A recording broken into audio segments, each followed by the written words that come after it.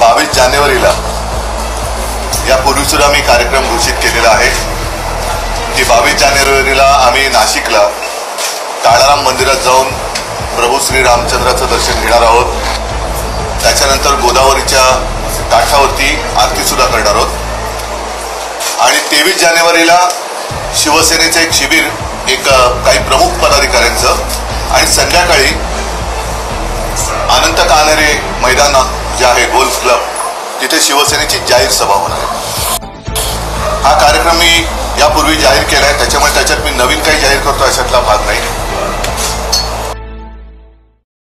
मला असं वाटतं की 22 तारखेला अयोध्येमध्ये जे राम मंदिराचं लोकार्पण होणार आहे आणि प्रभू श्री रामचंद्र अर्थातच रामचंद्र म्हटले का ते कधी एकटे नसतात, त्यांच्याबरोबर आपण जय सियाराम म्हणतो आणि राम लक्ष्मण सीता आणि हनुमान.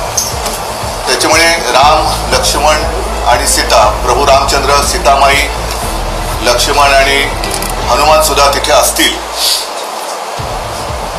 ही प्राणप्रतिष्ठा केवळ श्री रामचंद्राची नाही तर आमचं मत असं आहे, आमच्या भावना अशा आहेत की आपल्या राष्ट्राचीच एका परीने ती प्राणप्रतिष्ठा आहे.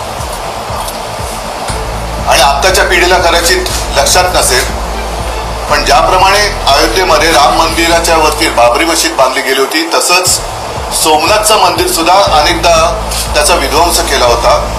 सरदार वल्लभभाई पटेल यांनी पुढाकार तेव्हा घेतला आणि त्याचं पुनर्निर्माण केलं.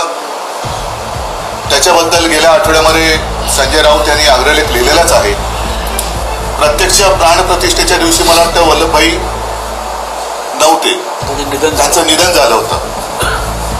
महत्वाचा मुद्दा असा आहे की सोमनाथ मंदिर त्याचं लोकार्पण आणि प्राण प्रतिष्ठा त्यावेळेला देशाच्या राष्ट्रपतींना आमंत्रित केलं गेलं होतं, डॉक्टर राजेंद्र प्रसाद, आणि त्यांच्या हस्ते प्राणप्रतिष्ठा झालेली. कारण मी जे आधी म्हटलं की ही केवळ प्रभू श्री रामचंद्र सीतामाई यांच्या मंदिराची प्राणप्रतिष्ठा म्हणजे त्यांची प्राणप्रतिष्ठा नाही, तर जो वर्षानुवर्ष लढा चालला होता, ज्याला अंतिमतः सर्वोच्च न्यायालयामध्ये न्याय मिळाला, म्हणजेच ही देशाच्या प्राणप्रतिष्ठेच्या, अस्मितेच्या प्राणप्रतिष्ठेची ही तो क्षण आहे आणि त्याला राष्ट्रपतींना सुद्धा आमंत्रित करावं अशी आमची मागणी आहे. ते करतील न करतील हा त्यांचा प्रश्न आहे. आम्ही मात्र आज आपल्या माध्यमातून 22 तारखेला आम्ही काळाराम मंदिरात जाणार आहोत आणि गोदावरीला जी आरती करणार आहोत त्याच्यासाठी माननीय राष्ट्रपती महोदया मुर्मूजी यांना आमंत्रित करतो आहोत. हे आमंत्रण आपल्या माध्यमातून तर आम्ही देतोच आहोत, मात्र आमचे खासदार सुद्धा जाऊन अगदी रितसर सन्मानपूर्वक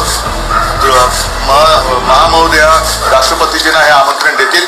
आणि आमची अशी प्रामाणिक इच्छा आहे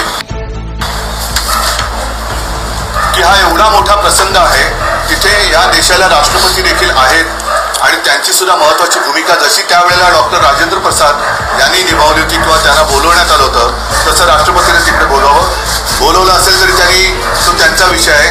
कारण शंकराचार्यांनी सुद्धा बोलवलेलं आहे आणि त्याच्यावरती शंकराचार्यांच्या प्रतिक्रिया सुद्धा सर्वजण ऐकत आहात. आम्ही मात्र याच्यात कोणतेही राजकारण न आणता आम्ही जो काही कार्यक्रम नाशिकला करतो आहोत त्याच्यामध्ये राष्ट्रपती महोदयांना आज आपल्या माध्यमातून एक जाहीर आमंत्रण देतो आहोत. रितसर आमंत्रण सुद्धा आमच्याकडनं त्यांना जाईल आणि त्यांनी तिथे यावं ही आमची प्रामाणिक इच्छा आहे. शंकराचार्यांनी विरोध दर्शवलेला आणि हिंदीमध्ये